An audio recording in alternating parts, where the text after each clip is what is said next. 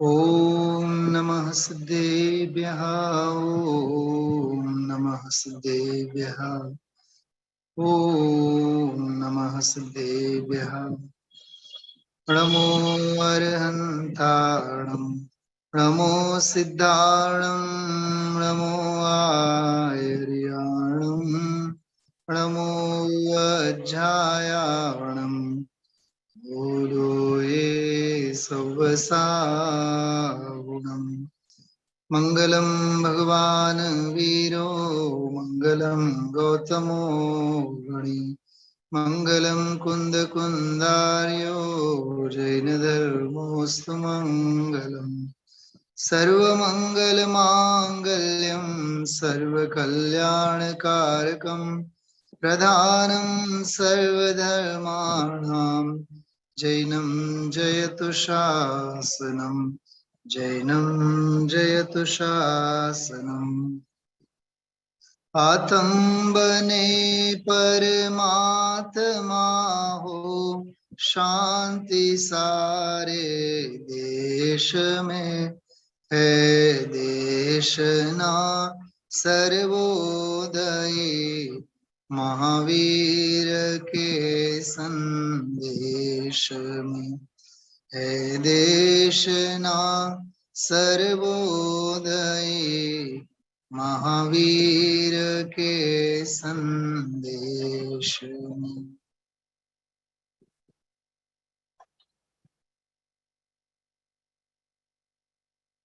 पुरुषार्थ मूर्ति पूज्य सोगानी जी के हम आप लोग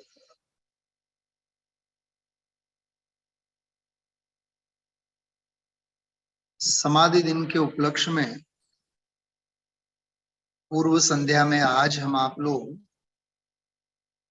उनके जीवन और साहित्य से संबंधित चर्चा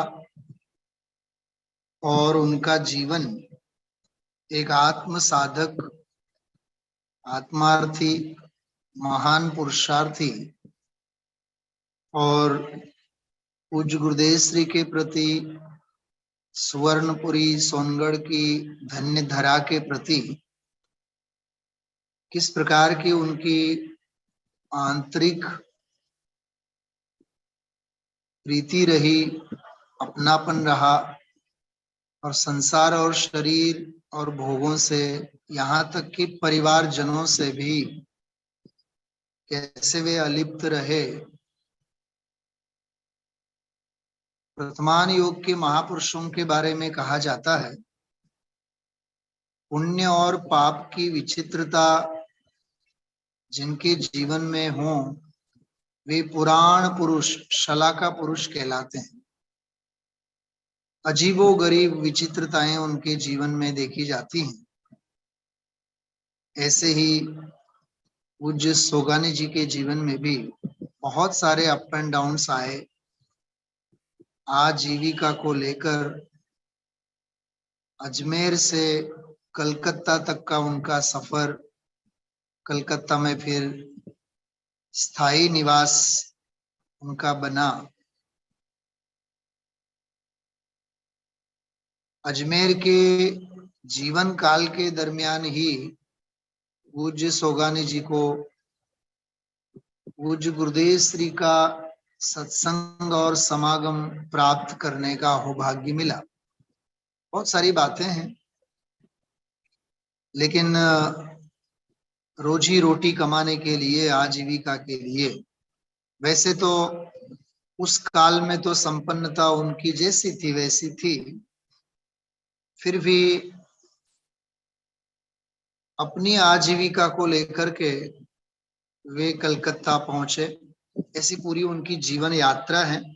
बहुत ज्यादा उसके ऊपर अपन भार नहीं देंगे। मुझे तो उनके सत्संग और स्वाध्याय में जो उनके उद्गार द्रव्य दृष्टि प्रकाश में हम आप लोगों को पढ़ने मिलते हैं, मुझे तो विशेष उन बोलों की तरफ, उन वचनामृतों की तरफ ध्यान आकर्षित करना है, जिससे कि उनका अंतरंग जीवन, आध्यात्मिक व्यक्तित्व परम पारिणामिक भाव की उनकी मस्ती कैसी थी ख्याल में आवे। देखिए, अजमेर में उनका जन्म हुआ 27/4/1912 में और 7/6/1964, 7/6/1964 कलकत्ता में ही उनका स्वर्गवास हुआ। 1912 से लेकर के 1964 साल का उनका, वैसे देखा जाए तो बहुत अल्प जीवन कहा जाए। लगभग समझ लीजिए 12 से 64, टोटल 64 में से 12 भी अपन निकाल लेते हैं तो ये लगभग बैठता है 52 साल का उनका जीवन है।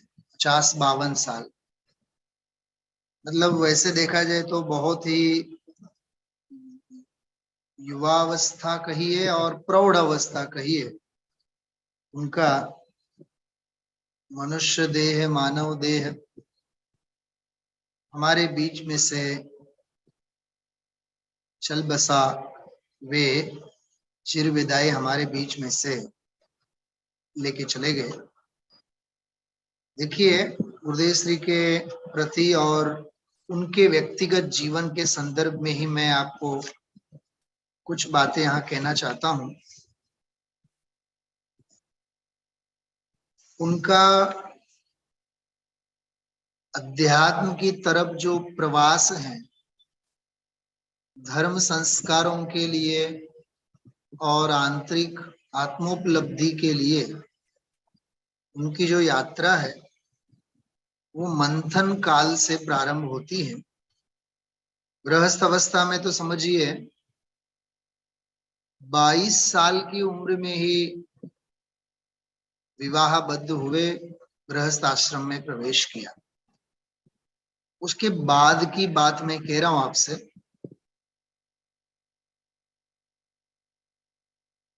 गृहस्थ आश्रम की आवश्यकता, गृहस्थ आश्रम में आजीविका के लिए समस्याओं का सामना करना पड़े, ऐसी तो कोई उनकी विशेष थी नहीं। लेकिन पूर्व भाव के जो उनके वैराग्य के और तत्व के संस्कार थे वे अटूट रहे और हमेशा वे जीवन, जगत, संसार, शरीर, भोग, इन सब से वे अलिप्त रहा करते थे। ये उनके मंथन काल का एक बहुत बड़ा प्रकरण रहा। उसी प्रकरण में, उसी प्रसंग में उनके जीवन में सत्पात्रता तो उनमें थी और उसके लिए उन्होंने बहुत सारे ऐसे धार्मिक वातावरण में साधु समागम किए, जिन देव दर्शन, ग्रंथों का अवलोकन, उनकी स्वयं की दिनचर्या, धर्म ग्रंथों का स्वाध्याय, धीरे धीरे धीरे धीरे उनकी तत्वाभ्यास की रुचि बढ़ती गई। उसके संदर्भ में एक बहुत बढ़िया प्रकरण यहाँ लिखा हुआ है द्रव्य दृष्टि प्रकरण में। चिंतन मनन मंथननी धुंधली गलियों में भटकी भटकी ने, धुंधली गलियों में। आप सभी पूज्य बहन श्री की स्वानुभूति दर्शन तत्व चर्चा पढ़ते हो, आपको इस बात का ख्याल जरूर है और होना चाहिए कि अनादि काल से हमारे चित्त में प्रसंगोपात तत्व के अलावा अन्य कोई विचार नहीं आते हैं, अन्य कोई विकल्प नहीं आते हैं, फिर भी अनुभव तक नहीं पहुंचा जाता। उसके लिए पूज्य बहन श्री जवाब देती हैं, वहां अपनी पुरुषार्थ की कमी है। मतलब विचारों में तत्व आने भर से, विकल्पों में तत्व की भावना होने भर से अंदर का काम हो जाए ऐसा नहीं है। ये सारे के सारे स्थूल विकल्प हैं, थोड़े बहुत संस्कार हैं इसलिए हुआ करते हैं। अंदर अनुभूति की जो मूल तड़फ है स्वरूप और स्वभाव की जो अंदर की महिमा आनी चाहिए, उसकी जो मस्ती है वो सोगानी जी साहब के जीवन में देखी जा सकती है। तो उसके बारे में देखिए, मनन मंथन नी धुंधली गलियों में भटकी भटकी ने તેઓ રોશનીની શોધ કરતા રહેતા, પોતાની ઈચ્છિત સિદ્ધિ માટે, अपने अपेक्षित सिद्धि के लिए પોતાના જ હાથે ખૂબ જતનથી તૈયાર કરેલી સામગ્રીથી લાંબા સમય સુધી 4-4, 5-5 કલાક ઉભા રહીને दैनिक पूजाओं करता। देखिए बाहर की क्रियाएं उन्होंने कैसे अपनाई।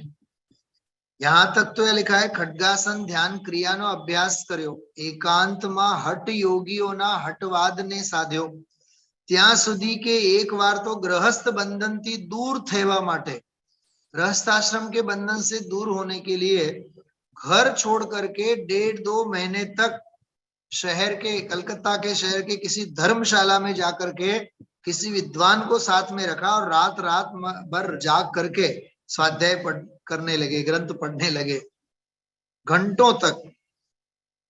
आगे लिखते हैं, छता पण जे परम सत्य ने मेळववा माटे तेमनो रोम रोम व्याकुल अने बेचैन हतु, तेनो साक्षात्कार तेमने न थयो। इस प्रसंग में हमें कृपालु देव की बात याद आती है, श्रीमद जी की, यम नियम संयम आप कियो वाला जो काव्य है, अंत में जो लिखा है, तदपि कछु हाथ हजू न परी, क्रिया मात्र से थोड़ी न होने वाला है।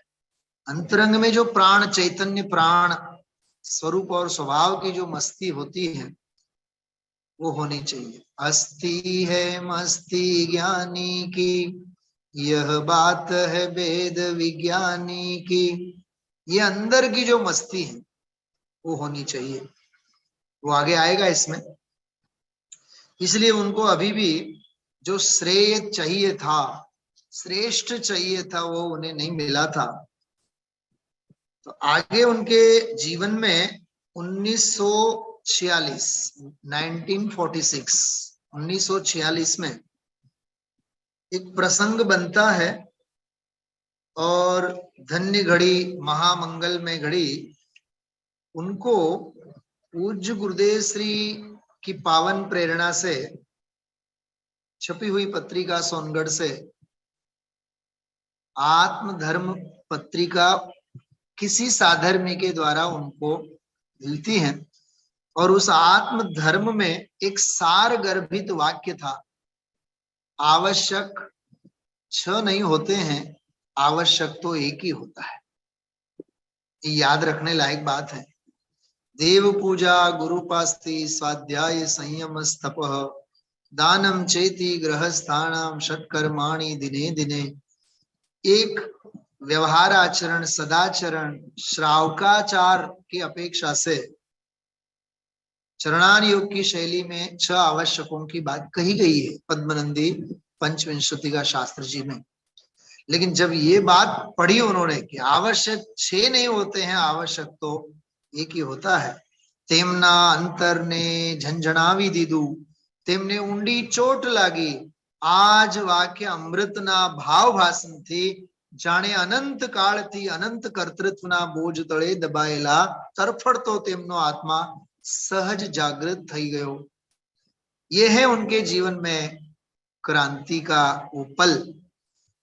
अंतरंग में से रोम रोम झन झन, मतलब झंकृत हो उठे, स्वर लहरी अंदर में से निकल उठे, अरे मिल गया, मैं जिस सत्य की शोध में था वह यह मिल गया। इस प्रकार फिर वो आत्म धर्म के कारण परोक्ष रूप से पूज्य गुरुदेव श्री के प्रति तो उनको बहुत अंदर में प्रत्यक्ष समागम की उनको इच्छा हुई। लेकिन देखिए ये उनको पत्रिका मिली 1946 में, और बस 4-6 महीने बाद ही उनकी इच्छा पूरी हुई और पूज्य गुरुदेव श्री का समागम उन्हें 1946 में ही पहली बार सुवर्णपुरी में हुआ। देखिए आत्मधर्म जब पहली बार पढ़ा 6-8 महीने पहले, 1946 की ही बात कर रहे हैं, तब आवश्यक 6 नहीं होते हैं, आवश्यक एक ही होता है, ये महामंत्र उनको सुनने मिला। और जब सोनगढ़ आए, गुरुदेव श्री को अपलक दृष्टि से अत्यंत भाव विभोर होकर के पूज्य गुरुदेव श्री के चरणों में नतमस्तक हुए और पहला ही व्याख्यान, पहला ही प्रवचन, एकमात्र सत्संग जिसमें पूज्य गुरुदेव श्री के श्रीमुख से केवल और केवल इतना सुना, ज्ञान और राग दोनों भिन्न भिन्न है। ज्ञान जुदो छे, राग जुदो छे। ज्ञान ने राग बनने जुदा छे। ज्ञान भिन्न है, राग भिन्न है। मुझे तो ऐसा लगता है कि हम लोग तो सालों से ये भक्ति गाया करते हैं, शायद आप लोगों को भी पता होगा। ज्ञान भिन्न है, राग भिन्न है, एक समय की पर्याय भिन्न है। साचो है आत्म राम, परमात्म बन जइयो, बन जइयो रे लाला, बन जइयो, बन जाइयो रे भैया, बन जाइयो। कर लो आत्म ज्ञान, परमात्म बन जाइयो। कर ले भेद विज्ञान, ज्ञानी बन जाइयो। ऐसा लगता है कि इस भजन की, इस पद की रचना जरूर जिस किसी ने भी की होवे, वो सोगानी जी की आत्म साधना के इस ज्ञान और राग दोनों भिन्न भिन्न हैं, इस अमृतमय वचन के श्रवण से सोनगढ़ की उस प्राचीन समिति की एक ओरडी में, एक छोटे से रूम में रात भर रहे और प्रातः होते ही वह सम्यक सुप्रभात जागरण की पावन बेला उनके जीवन में आई। इस प्रकार से ये ज्ञान भिन्न है और राग भिन्न है। सारा समय सार, चाहे कोई भी अधिकार आप पढ़िए, कोई भी अधिकार पढ़िए, बस ज्ञान भिन्न है और राग भिन्न है।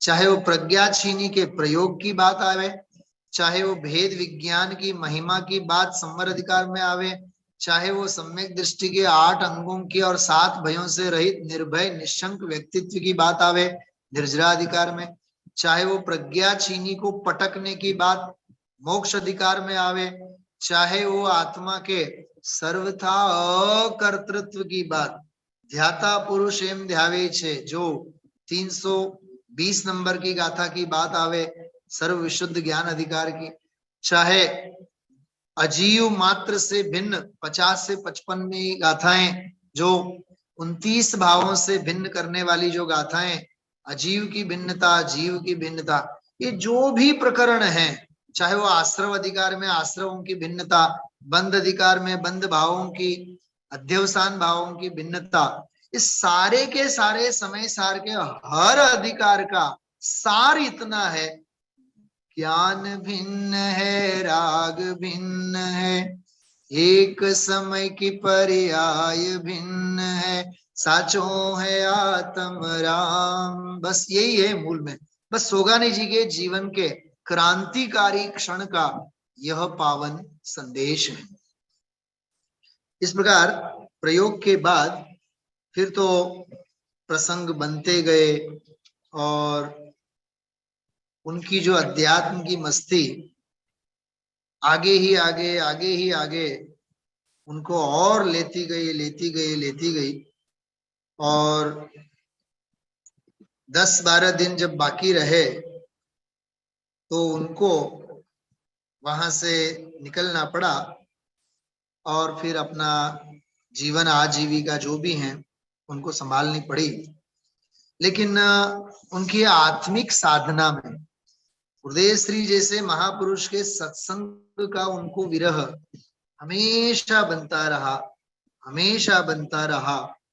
तो ये सारा उनका फिर व्यावहारिक और व्यावसायिक जीवन में ये जो भी पूर्व प्रारब्ध से उनके जीवन में परिस्थिति बनती गई, वो सारा का सारा चित्रण तो हम आप लोगों को देखने जैसा है।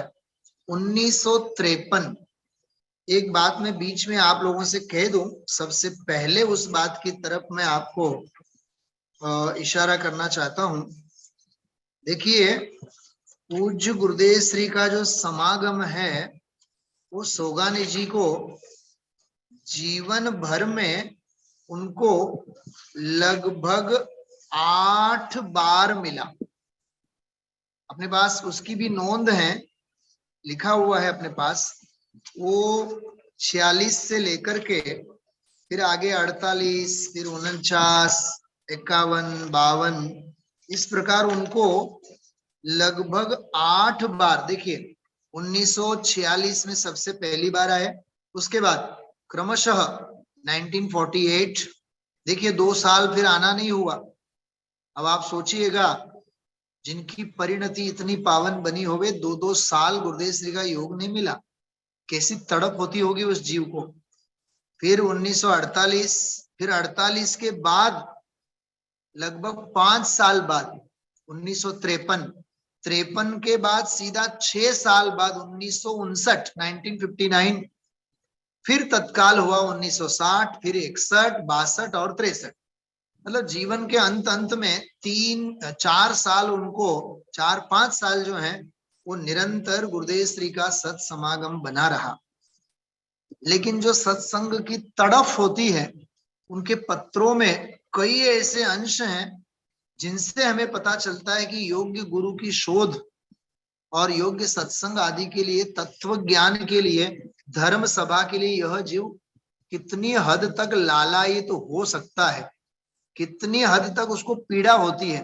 देखिए, मैं उनके पत्र क्रमांक 4 में एक बात लिखी है, पूज्य गुरुदेव श्रीनी स्मृति आ समये पण આવી રહી છે અને આંખોમાં ગરમ આંસુ આવે કે તેમની સાથે રહેવાનું બની શકતું નથી।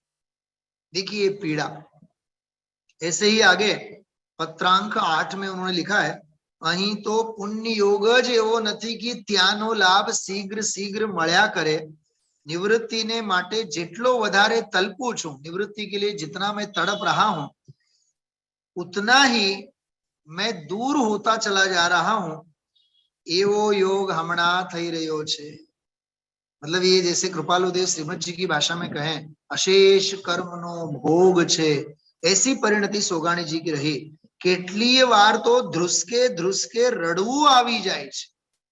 कभी कभी तो इतना उनको रुदन आवे। भाग्ये ज कोई एवो दिवस आवी जाए, एवो होय कि वारंवार त्यानु स्मरण न आवतुं हो। देखिए, आप निरंतर सुवर्णपुरी के स्मरण, निरंतर गुरुदेव श्री की धर्म सभा के स्मरण, ये है गजब की बात। एक और बहुत बढ़िया जोरदार बोल है, पत्र क्रमांक 9 में है। वो अपने विकल्प को ही संबोधन करके पत्र में लिखते हैं। सोनगढ़ ही के किसी के सादर में के नाम से लिखा होगा।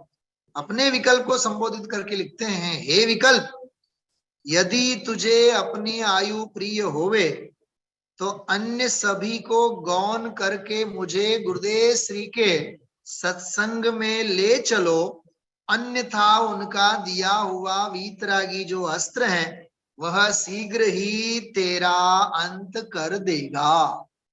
क्या गजब की बात है। अच्छा, ये विकल्प को कहने के भी तो विकल्प ही है ना, फिर भी स्वानुभूति दर्शन की भाषा में कहे, ज्ञानी के विकल्प के पीछे भी निर्विकल्प तत्व मौजूद होता है। विकल्प पाछळ पण निर्विकल्प तत्व मौजूद होय छे। ये भी आ मस्ती देखने जैसी है। देखिए, कितनी करुणता सोगानी जी की। वो लिखते हैं, पुण्य योग नथी, त्यानो संयोग नथी, अरुचिकर वातावरण नो योग छे, महान अफसोस छे। अब कोई कहे कि ये आर्त ध्यान है, लेकिन मैं तो कहूंगा ये धार्मिक आर्त ध्यान है, धर्म के लिए किया जाने वाला रुदन है। एक और पत्र में बहुत बढ़िया बात गुरुदेव श्री के प्रति उन्होंने लिखी, हे प्रभु, शीघ्र અહીંથી નિવૃત્તિ થઈને ગુરુ ચરણોમાં રહેવાનું બને કે જેમણે અખંડ ગુરુવાસમાં રહેવાનું શીખવ્યું છે, આજ વિનંતી। वाह, अखंड आत्म गुरुवास में रहने का ही उन्होंने सिखाया। मतलब गुरुदेव श्री जो बोला करते थे कि भाई 2-4 घंटे स्वाध्याय होना चाहिए, सत्संग होना चाहिए, उसकी भावना, ये गुरुदेव श्री के प्रति, सत्संग के प्रति उनकी भावना, उनकी निवृत्ति की भावना जो है, निरंतर वैराग्य की वृत्ति। देखिए पत्रांक 29 है, उसमें उन्होंने एक बहुत बढ़िया बात लिखी है। आपे लख्यो हतु, सामने किसी साधर्मी से कह रहे हैं, हवे निवृत्ति काल पाक्यो, आ वांचीने वीजळीना वेगनी जेम आनंदनी लहर आवी हती। वाह, देखो किसी और की निवृत्ति की बात चल रही है, खुद वो कह रहे हैं कि हमें तो बिजली की जैसी लहर दौड़ गई। कारण पूर्वे निवृत्तिज विकल्प रूपती निश्चय भजी हती, एवं पूरु प्रतीति मां आवे छे। कहीं भव भव में निर्विकल्प दशा की भावना की होवे, निवृत्ति की भावना हमने भाई होवे, इसलिए सहज ही अब निवृत्ति का काल पक गया। बहुत गजब की बात है ये। कुछ गुरुदेव श्री जब कॉलेज में थे, 5 साल, पौने 5 साल केवल वो रहे। हमें तो पेढ़िए प्रवृत्ति मां पण निवृत्ति होती। ग्राहक को तो कुंवर जी भाई वहां देखा करते थे, वे उठ के चले जाएं और वहां भगवती सूत्र का अभ्यास करने लगे। सज्जाए माला 4-4 भाग, जो आज कल हम आप लोग उनके श्रीमुख से मीराबाई के पद, नरसिंह मेहसा के पद, आनंद घन जी के तो असंख्यात पद हम आप लोग सुना करते हैं। ये सब पालेज की ही कृपा है। पालेज के जीवन में, जीवन काल में गुरुदेव श्री की जो आत्म साधना थी, उस आत्म साधना की ही यह कृपा है कि आज के व्याख्यानों में सालों पहले उन्होंने जो पढ़ी थी। कहने का मतलब ज्ञानी की साधना ऐसी होती है, प्रवृत्ति में भी निवृत्ति का ही अध्ययन। देखिए उनकी एकांत प्रियता के बारे में कहा जाता है, एकांत प्रिय थे। 2-3 किस्से सुनने जैसे हैं कि किसी कामवश, बिजनेस के ही पर्पज से होगा, तो वे बंबई चले गए और बंबई चले गए और बंबई में लोकल ट्रेन में जब बैठने गए, वहां की जो भीड़ देखी लोकल स्टेशन की, तो वो बंबई नहीं गए, वहीं स्टेशन से ही लौट करके घर अपने कलकत्ता चले गए कि ऐसे कोलाहल भरी इस माया नगरी में हमारी शांति रहने वाली नहीं है। एक तो ये प्रसंग। दूसरा, कलकत्ता में जहां उन्होंने घर लिया छोटा सा, आर्थिक परिस्थिति इतनी नहीं थी कि अपने पैसों से कुछ बनाए, लेकिन जहां घर उन्होंने लिया, जो भी फ्लैट लिया हो, उसके ऊपर छत पे उन्होंने अपनी साधना के लिए अपने पैसों से, उस काल में जो भी ये 63, 64 अथवा 60 उस काल की बात होवे, उन्होंने एक छोटा सा रूम बना लिया और घंटों वहीं बैठे रहते। मैं सच में आपको एक बात शेयर करना चाहूंगा। उनके बड़े पुत्र हैं रमेश चंद जी, रमेश भाई, अभी भी कलकत्ता में हैं।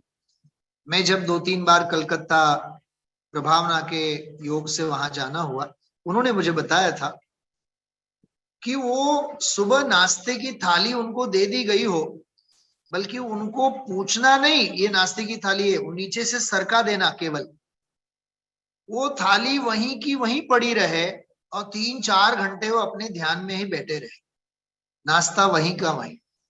फिर वो नाश्ते की थाली भी ले ली जाए, भोजन की थाली उनको दे दी जाए, वो भोजन कर लेवे अथवा नहीं कर लेवे, थाली वहीं हुए, अथवा भोजन करके नाश्ता करके थाली वहीं से वहीं सरका लेवे। वो घंटों, बल्कि 2-2, 3-3 दिन तक बस अपनी ध्यान में, अपनी ध्यान में, अपनी ध्यान में ही वे लगे रहते थे। ये सब लिखा हुआ है उनके इस द्रव्य दृष्टि प्रकाश के अंतर्गत। एक 1953 की घटना है, 46 में तो गुरुदेव श्री का योग मिला, 1953 की बात है। बाहुबली वहां महामस्तकाभिषेक श्रवण बेलगोला में हुआ होगा। उन दिनों या तो पूरे संघ के साथ वो गए होंगे, तो वहां उनको एकांत प्रियता इतनी थी कि रात भर वो पहाड़ पे जाकर के बैठे रहे और सुबह जब लोगों की भीड़ ऊपर चढ़ने लगी, तो वो भीड़ में से उतर करके अपने रूम में आ गए। देखिए एकांत प्रियता, जिसे श्रीमद जी कहते हैं ना कि एकांतता का हमें अभ्यास करना चाहिए, एकांत वास का हमें, एकाकी विचरसु वळि स्मशान मां, इस प्रकार की हमारी भावना होनी चाहिए। एक संसार, शरीर और भोगों से उनकी विरक्तता की बात भी बहुत दिल को छू जाती है। मैंने आज ही प्रातः यहाँ स्वाध्याय में, राजकोट के यहाँ स्वाध्याय में मैंने ये प्रसंग यहाँ कहा था कि उनके बड़े बेटे रमेश भाई, उनकी शादी की जो कार्ड छपवाए गए, वेडिंग इनविटेशन लेटर, तो उन्होंने अपने मित्रों को 2 पत्रिकाएं भेजी खुद ने, सोगानी जी साहब ने। और उसमें उन्होंने क्या लिखा देखिए, मोटा पुत्र ना लग्न, बड़े बेटे की शादी 16/4/1962 62 ना 6, पुण्यवानों ने शुभ प्रसंग नो योग छे। देखिए सामने वाले से कह रहे हैं, मतलब ये सोनगढ़ के किसी मुमुक्षु के नाम से लिखा हुआ होना चाहिए कि पुण्यवानों ने तो शुभ प्रसंग नो योग छे, कि भाई आप जैसे पुण्यशालियों को तो पुण्य का योग है। अब देखिए आगे रोंगटे खड़े कर देने वाली बात, तेमने એટલે જેમને પુણ્યનો योग છે તેમને अशुभ प्रसंग पर बोलावा, अपने बेटे की शादी की बात कर रहे हो, अशुभ प्रसंग पर बोलावा ठीक નથી, છતાં પણ लौकिक व्यवहार वश 2 पत्रिकाओं मोकली છે। ये क्या है? इसको बोलते हैं भरत जी घर में भी वैरागी, कलकत्ता में सोगानी जी भी वैरागी। हाँ, कलकत्ता में भी वैरागी, ये है विरक्तता, ये है वैरागी। संयोगों में रहे लेकिन स्वभाव में रहे, संयोगों के बीच में रहे लेकिन स्वभाव में रहे। उनकी एक निर्माणता, निरभिमानी वृत्ति के बारे में भी बहुत सुंदर बात। लौकिक जनों से तो वे हमेशा, घर परिवार वालों से तो वो हमेशा दूर ही रहते थे। गुरुदेव श्री के निमित्त से उनको तत्व बोध हुआ, उसके बाद की बात है। थोड़ा देखिए मैं पढ़ के बताता हूं आपको। पूज्य गुरुदेव श्री ना निमित्ते आपने तत्वबोध थयो छे ये बात जानीने तेमने सहज प्रसन्नता थसे। ये कोई मुमुक्षु उनके पास प्रस्ताव ले गए कि वे गुरुदेव श्री की कृपा से आपको अनुभव हुआ है, स्वरूप का स्पर्श हुआ है, हम ये समाचार गुरुदेव को देना चाहते हैं। देखो लिखा है, आथी आपनी ज्ञान दशानी बाबतमा गुरुदेव श्री ने बताववानो विकल्प छे। इसकी प्रतिक्रिया देखिए सोगानी जी की। सोगानी जी कहते हैं, कोई जाने न जाने एमा आत्मा ने कोई फायदो नहीं। वाह, मुझे तो ये पढ़ करके नियम सार की वह गाथा याद आ गई जिसमें लिखा है, जैसे किसी को निधि मिल जावे और वो एकांत में अलग से बैठ करके अपनी निधि का भोग करे। अरे हमें दुनिया देखे, दुनिया गिने, उसकी प्रसिद्धि हो, हमें क्या लेना देना है। अरे ज्ञानी को लोक ख्याति नहीं चाहिए, आत्म ख्याति चाहिए। वो आत्म ख्याति के रंग में रंगा हुआ होता है। सुने तने रस निबंध शिथिल थाय, जाने तने हृदय ज्ञानी तना जनाय, तू रुचता जगतनी रुचियाल से सो, तू रीझता सकल नायक देव रीझे। ऐसी परिणति होती है कि गायक स्वभाव के अलावा कुछ चाहिए ही नहीं, लोकेश ना नहीं। अरे समय प्रवचन सार वस्तुनो स्वरूप व्याख्येय छे, शब्दो वडे अमे एनु व्याख्यान कर्यु छे અને અમે એના વ્યાખ્યાતા છીએ। हे जगतना जीवो तमे मोहमा नहीं नाचो। प्रवचन सार, क्या गजब की निष्पृहता होती है ज्ञानी धर्मात्माओं की। तो सोगानी जी बोलते हैं, कोई जाने न जाने उसे आत्मा को कोई फायदा नहीं है। अनंत सिद्ध थई गया। देखिए क्या कह रहे हैं, अनंत सिद्ध हुए हैं, आजकल कोई तेमना नाम पण जानता नहीं। हम तो यहाँ गुजराती में बहुत सुंदर एक काव्य पंक्ति में बोला करता हूं, तमारा गया पछी तमारू नाम एवं भूसाई जैसे। तमारा गया पछी तमारू નામ એવું ભૂસાઈ જશે, જળમાંથી નીકળી આંગળી, જળમાંથી નીકળી આંગળી અને ખાલી જગ્યા बुराई जैसे। कोई आश्चर्य की बात नहीं। कहाँ गए चक्री जिन जीता भरत खंड सारा। याद करिए, अरे कौन राम, कौन लक्ष्मण, कौन भरत, कौन किसे याद कर रहा है। इसलिए लोकेश ना नहीं, लोक ख्याति नहीं, लोक प्रसिद्धि नहीं, बस प्रयोजन। जे स्वरूप समझाविना पाम्यो दुख नंद, समझाव्યું તે पद नमो श्री सदगुरु भगवन। केवल और केवल उसकी मस्ती। तो कह रहे हैं असंख्य सम्यक दृष्टि हुए 2.5 द्वीप के बाहर, कौन जानते हैं उनको। सोगानी जी कह रही है। फिर आगे लिखते हैं, फूल बाग में हो के जंगल में तेने सूंघो के न सूंघो, एनी कीमत तो स्वयं ती छे। उसकी कीमत तो अपने स्वयं से है, किसी और से नहीं है। कितनी मार्मिक बात है ये। क्या गजब की मस्ती उनकी, सच में। एक निष्पृहता वाली बात है। वो निष्पृहता तो व्यापारी का ही प्रसंग है, लेकिन देखिए उसमें भी एक प्रसंग आया, निष्पृहता कैसी होती है। सोगानी जी जे कापड़ मिलनी एजेंसी ने व्यवसाय करता, ते मिल ना मालिक, उसके मिल के मालिक को एक बार धर्म प्रेम जागृत हुआ और वो कुतूहलवश सोगानी जी के घर गए और उन्होंने सोचा कि कहें कि उनसे कि आप हमें कुछ समझाओ।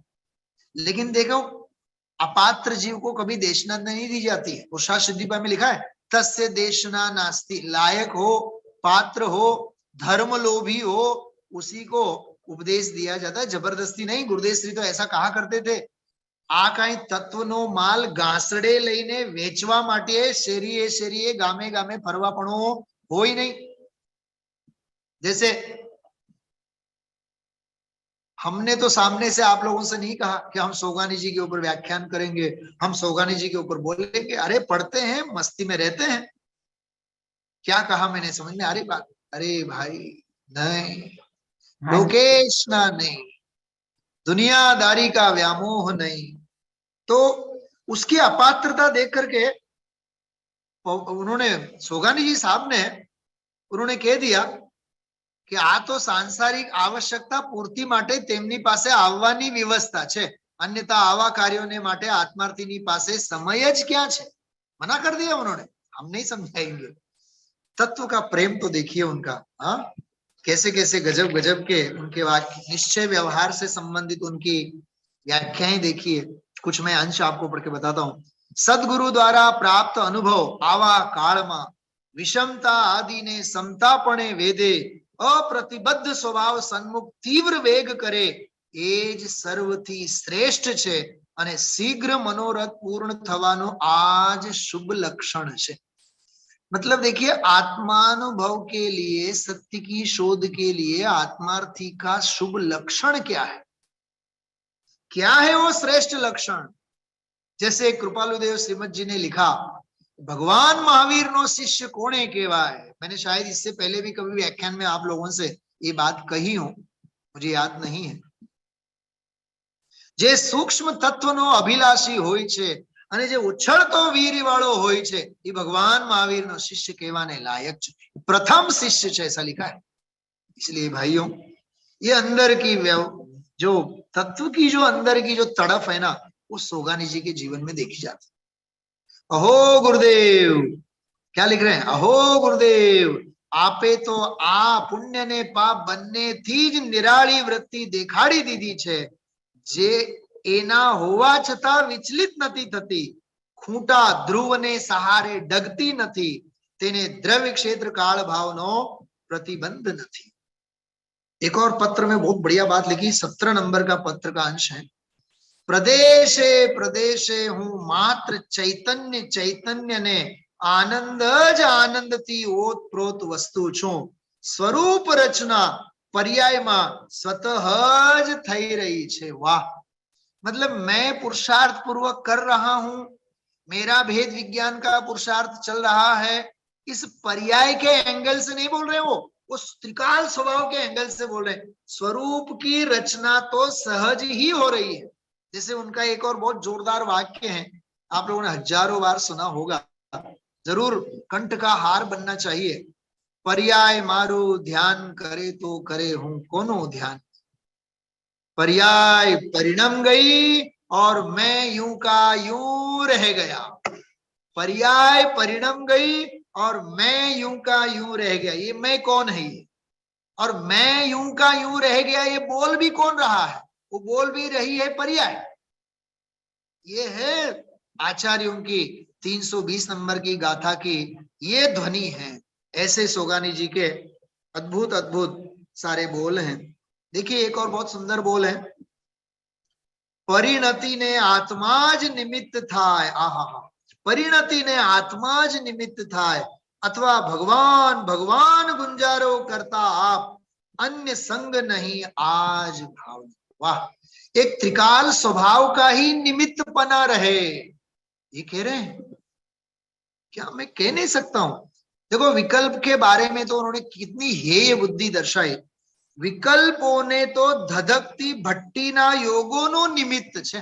कलकत्ता के जीवन की बात चल रही है। विकल्पों को तो धधकती हुई भट्टी का योग है, એની વચ્ચે જ રહેવાનું બની રહ્યું છે। આહાહા, જ્યારે ચૈતન્ય મૂર્તિ વિકલ્પોને સ્પર્શનારીની પણ નથી, અધૂરી દશાના વિકલ્પ અંશોમાં શ્રદ્ધામાં જન્મેલી મૂર્તિનું એક રસપણે આલિંગન ક્યાંથી? चैतन्य मूर्ति ना एक रसमा ओतप्रोत रहिए एज भावना। अमृत चंद्राचार्य देव के ऐसे समय सार के कलशों में ऐसे उद्गार हैं, समय सारम चेतये, चेतये समय सारम अपारम, स्वानुभूत्या चकासते, अचिंत शक्ति स्वयमेव देव, चिन्मात्र चिंता मणिरेश यस्मात्, सर्वार्थ सिद्धात्मतया विधत्ते, ज्ञानी किमन्यस्य परिग्रहेण। ज्ञानी को अन्य परिग्रह से क्या लेना देना है? ये गजब की बात यहाँ समझने जैसी। पत्रांक 30 में एक बहुत बढ़िया बात आई, वर्तमान में ही परिपूर्ण हूं। देखिए हम कहते हैं हमें तो पूर्ण होना है, भक्त नहीं भगवान बनेंगे। बच्चों की पाठशाला की भाषा में अपन कहें तो क्या कहते हैं? भक्त नहीं भगवान बनेंगे। लेकिन भगवान है ना, क्या कहा? जो भगवान है उसकी दृष्टि करने से परिणमने वाली जो पर्याय है वो भगवान बन जाती है। तो मैं तो वर्तमान में ही परिपूर्ण हूं, वर्तमान से ही देव आदि पर अथवा तेमना आश्रित राग थी किंचित मात्र लाभ नु कारण नहीं। वाह, ये गजब गजब के अंदर की मस्ती है। लाभ मानवो तेज अलाभ छे, देखा है? देव गुरु धर्म आदि के पूजन पुरस्कार विधान पंच कल्याणक बाहर के सारे क्रिया, हा हा हा हा, कोई क्रिया जड़ थई रया, शुष्क ज्ञान मा कोई, माने मार्ग मोक्ष नो करुणा उपजे जोय, केवल निज स्वभावनु। ऐसा नहीं लगता है? आत्म सिद्धि के इन छंदों को सोगानी जी ने जीते जी करके हमें बताया। केवल निज स्वभावनु अखंड वर्ते ज्ञान, ते कहिए ज्ञानी दशा देह छता निर्वाण, सकल जगत नो स्वप्न पण। सकल जगत ऐठवत, अरे विष्टा है, ये जूठन है।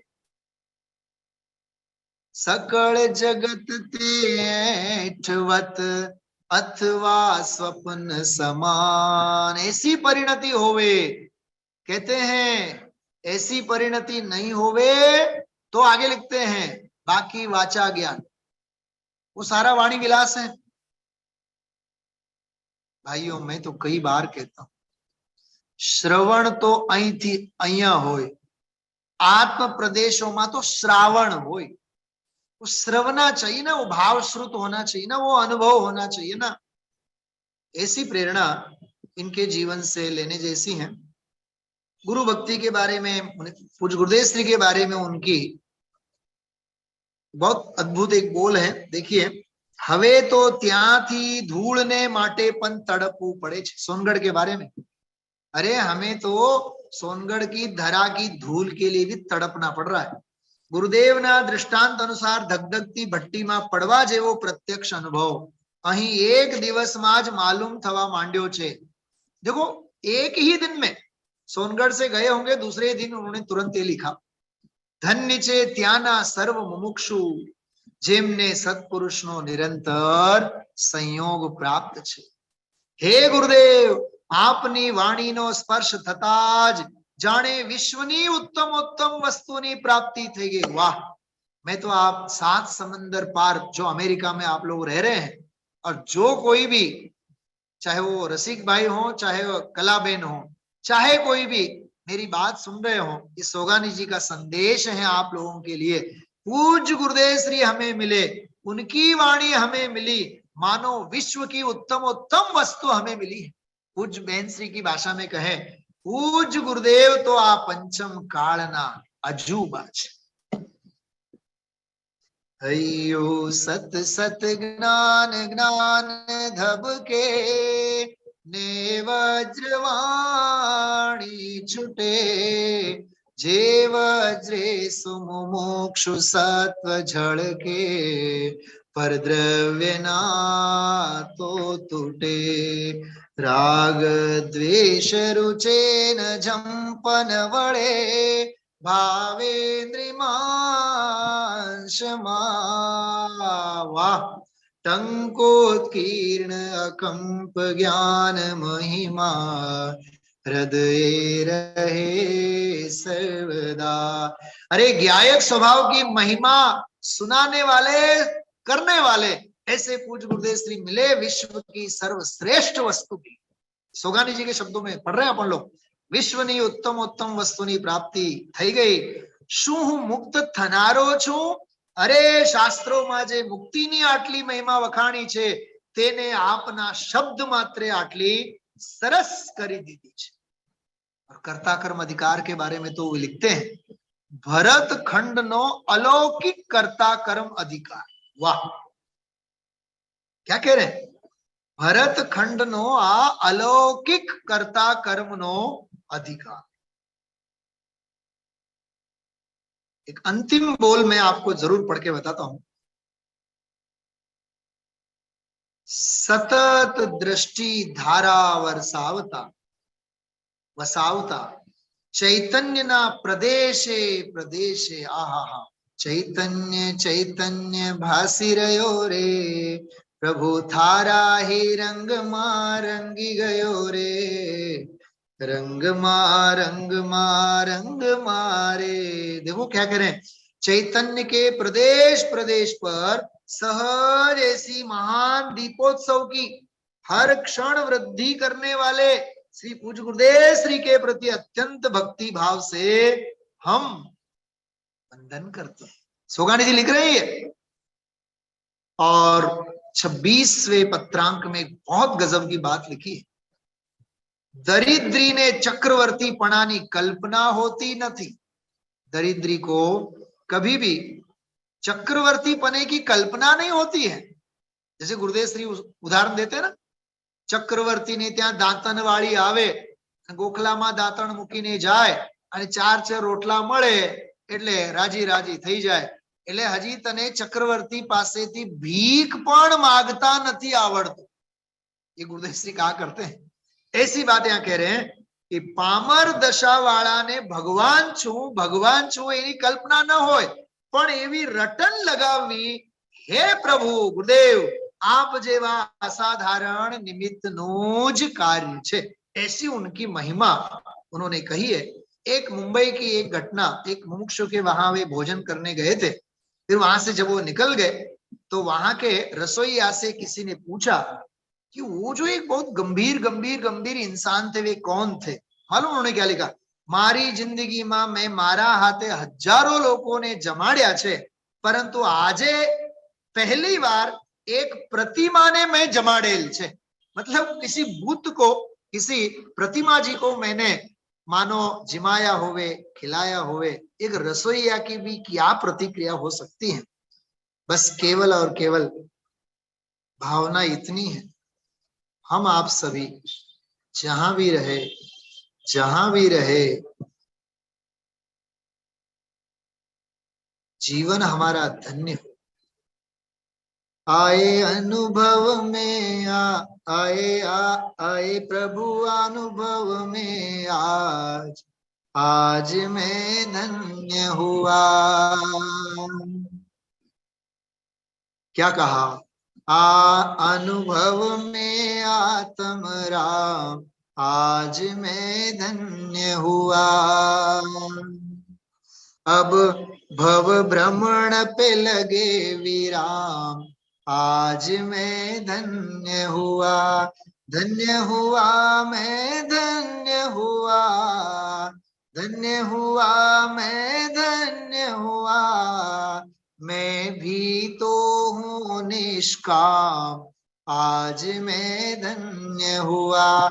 अब कुछ नहीं करना काम, आज मैं धन्य हुआ। ऐसी गायक स्वभाव की धुन जैसी सोगानी जी साहब को लगी और जीवन उन्होंने सफल किया, ऐसे पूज्य सोगानी जी के समाधि दिन के उपलक्ष्य में उनके चरणों में मैं नतमस्तक होता हुआ उनके जो भी दिव्य वचन हमारे पास उपलब्ध हैं, पूज्य गुरुदेव श्री का वह अंतिम बोल, अमारा पहला ई मोक्षे जवाना छे, અમે જ્યારે દીક્ષા લેશું ઓમ નમઃ સિદ્ધેભ્ય કહેશું તો અમારા વંદન એમને પહોંચવાના છે। ऐसे उद्गार गुरुदेव श्री ने जिन सोगानी जी के बारे में निकाला हुए, धन्य है वे ज्ञानी, धन्य है वे धुनी, ऐसे महापुरुष के चरणों में बारंबार नमस्कार करते हुए मैं मेरी बात को विराम देता हूं। हम आप सभी का भी जीवन ऐसा ही धन्य, पुरुषार्थमय और वैराग्यमय बने, इसी मंगल भावना के साथ विराम। ओम नमः सिद्धेभ्यः। जय जिनेन्द्र।